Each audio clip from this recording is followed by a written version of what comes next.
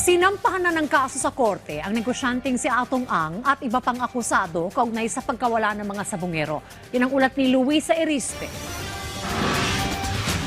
Nasampahan na ng kasong kidnapping with serious illegal detention at kidnapping with homicide ang business tycoon na si Atong Ang.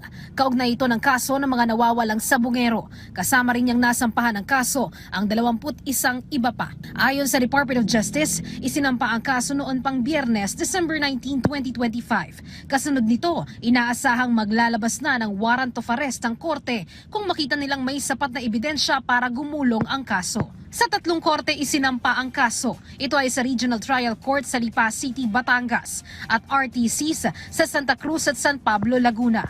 Pero kahit na isampa na ang kaso, kinumpirma naman ng DOJ na hindi pa nare-resolba ang motion for reconsideration na inihain ng abogado ni Atong Ang na si Attorney Gabriel Villarreal. Sabi ng abogado ni Ang, kung hindi re-resolbahin at papansinin ng DOJ ang kanilang motion for reconsideration, ay posibleng may consequence ito. Nasa korte din anya ang desisyon kung itutuloy ang kaso o hindi, pero dapat isumite ng Department of Justice ang kumpletong dokumento.